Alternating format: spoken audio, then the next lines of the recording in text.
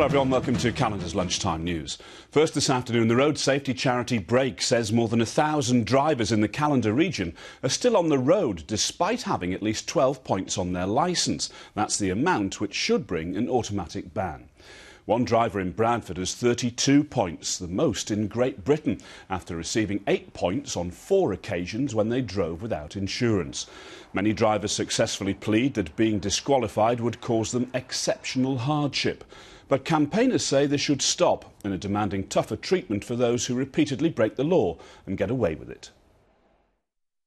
What we're calling for is an end to the exceptional hardship plea, because we're finding that actually it's a system that just doesn't work.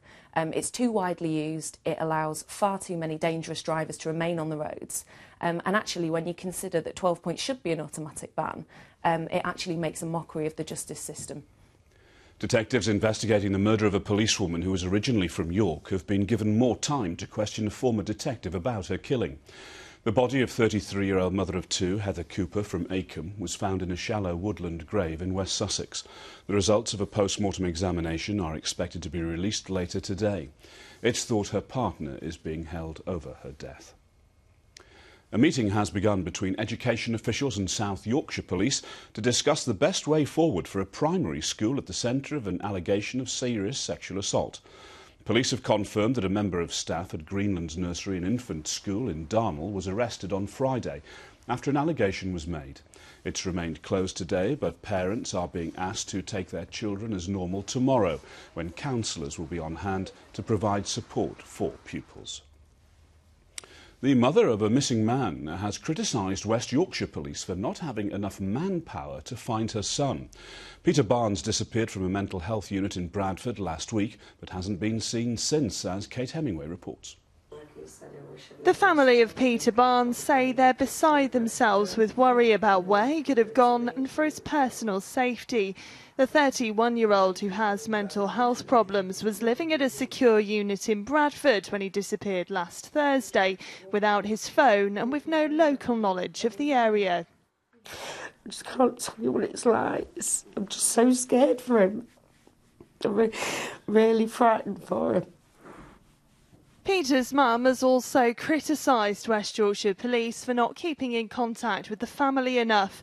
She thinks they've underestimated the seriousness of Peter being missing. In a statement, West Yorkshire Police say they can assure the family they are doing everything they can to find Peter. They also say they're providing them with daily updates on the investigation.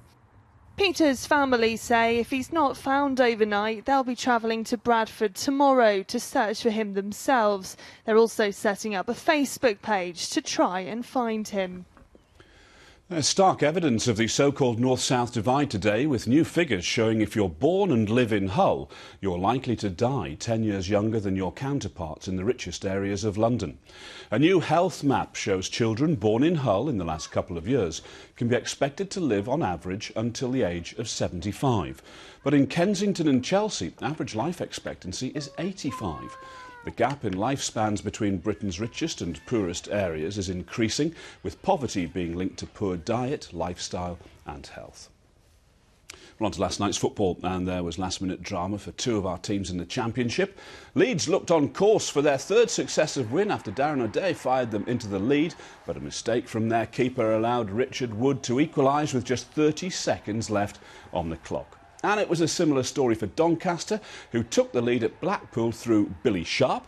But the double from Tom Ince turned the game around, his 2nd in the 3rd minute of stoppage time.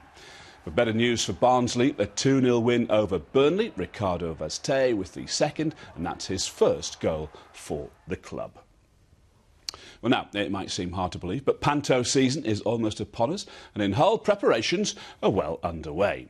The Chuckle Brothers made a grand entrance at Hull City Hall this morning, where they'll be starring in Cinderella from December. With 2 ponies, by the look of it, too. More from the Chuckle Brothers on Calendar tonight with Christine Talbot and myself. But now it's time for your lunchtime weather forecast from John Mitchell. Whatever you're doing this afternoon, have a great one. We'll see you for Calendar. It's live at 6. Bye for now.